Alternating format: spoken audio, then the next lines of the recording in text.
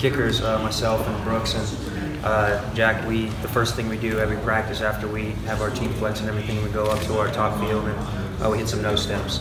That's what that kick was. You don't get to take any steps. You're just already planted next to the ball, and you just got to kick it. So we start practice every day with that drill.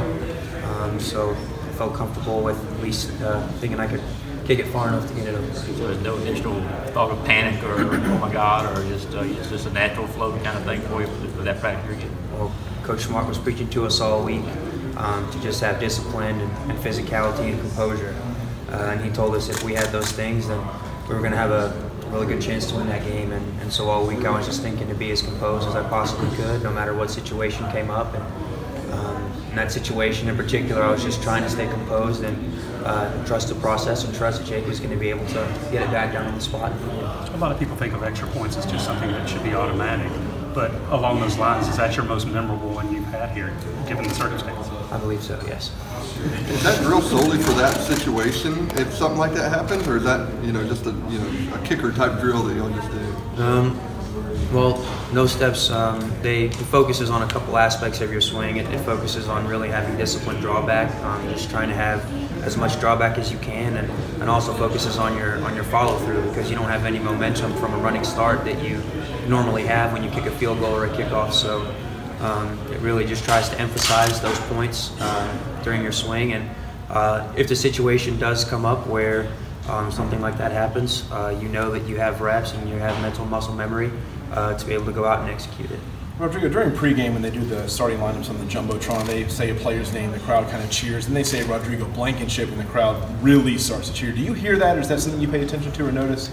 I love Dog Nation, and I love that the fans are so supportive of not just myself, but the entire team.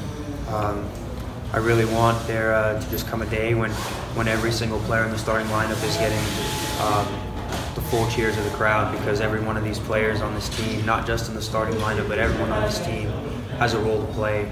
A lot of players don't get noticed on game day, but there's so much more than just myself that goes into this team, and I'll really appreciate the day when everyone gets to have the full attention and love of Dog Nation.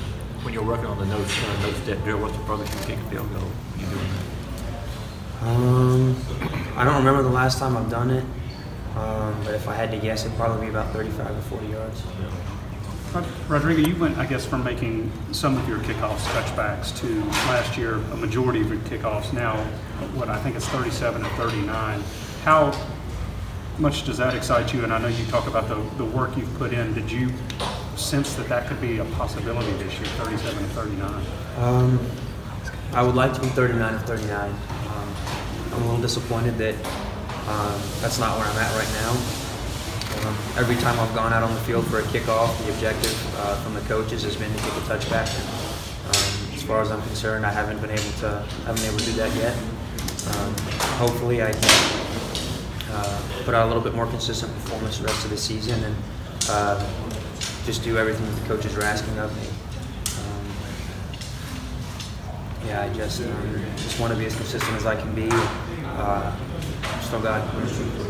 Since we're only talking about two that weren't, what happened on those two? Was it not a good kick? Was it the wind? Was it obviously there are different factors that can result in that? I just didn't hit as clean of a ball as I would have wanted to. What kind of different vibe does a night game bring? It makes me think back to Friday Night Lights. Back in Spraberry High School, I always loved playing at night. Just get a little bit of a sense of calm and peace when it's a night game, and so I'm really looking forward to it. Did the Missouri game kind of represent something for you where you kind of knew you had to step up your game slightly, or were they just kind of minor fixes that you could make? I just think that, speaking not just for myself, but the whole team, we haven't really played our best game yet. It may have been highlighted in that game for some individuals or maybe as a team collectively, but I think just as a whole, the whole team, every single player on this team has things they can do to get better.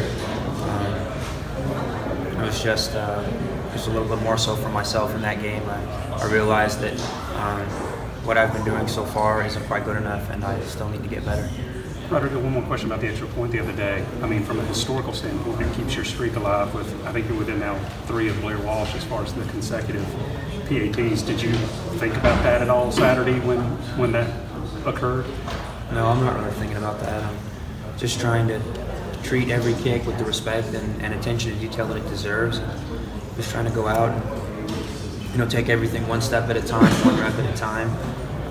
Just try and do my job for the team, whether that's 1 point or 3 points or trying to kick a touchback, whatever the case may be. I'm just trying to take it 1 rep at a time and worry about all the streaks and records at the end of the day a little bit later on. Looking back 2 years ago, Vanderbilt came in here and won on homecoming. What do you remember about that game, and how much have you guys been talking about that? I remember not playing a very good game. I remember the opening kickoff going back about 90-something yards, and it was just not a great game for us. Not a great game for myself personally. I think we have a lot of things that we're going to do this week to be able to improve, myself included, and just go out Saturday and put out a better product. Rodrigo, I think you guys lost like maybe 3 games at home that year, 2016. Obviously, it's been a different team the last couple of years, but is Sanford Stadium a tough place to play, or is it just the team that they got to play on Saturdays in Athens the deal? I think it's more about the guys that are actually on the field, not the people in the stands. What kind of atmosphere do you think it is? I mean, you have road environments that you've gone to that have been tough, I imagine. What kind of atmosphere do you think it is for visiting teams? I don't know. You'll have to ask them. Rodrigo, how have you seen the commitment and the emphasis to special teams grow ever since 2016? I hear Kirby's talked a lot about how y'all weren't up to par at all in special teams. Just, what has changed? Is it the mindset? Is it just the attention to detail? What has changed? I think it's a combination of a lot of things.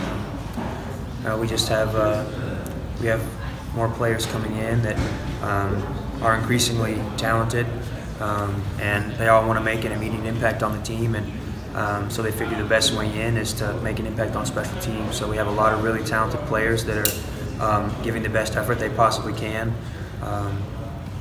Our coaches are all in and fully committed to just having the best special teams units that we can have, because that's a third of the game. So if you can win special teams, you've got a third of the game won right there. What are some of your thoughts about your popularity, whether you notice it on social or notice it walking around campus? Is it kind of surprising? What are some of your thoughts? Well, I tripped up the steps walking into Grady College a couple weeks ago, and someone put it on Facebook and got like 1,000 likes or something like that. So it kind of just lets me know that the platform that I'm in, as well as everybody that's a part of this team, when we have success, everyone is on a platform, and everyone's got their eyes on them at all times. So you need to be on your best behavior and not trip up the steps. Why did you trip on the steps? Can you take me through that, your steps? And I sneezed. What went wrong? I sneezed right when I was about to take the step up, so my eyes were closed, and so my toe caught the edge of the step. Is that something you practice at all? No? You said special teams is a third, in terms of the importance of it. We don't get a chance to talk to Jay Camarda, I imagine you do. How do you think he feels about how the season's gone so far, and what kind of conversations do you have with him about his punting? I mean, I think he's coming along just fine. He's doing a lot of good things for the team. He's showing that he's got a really good leg, and in my opinion, I think he's capable of being the best punter in this conference, and maybe even in the country. I think he's going to do some really special things for this team down the line, and only time's going to tell how good he can really be. Are you the backup punter on the road trips? Say again? Are you the backup punter on the road trips?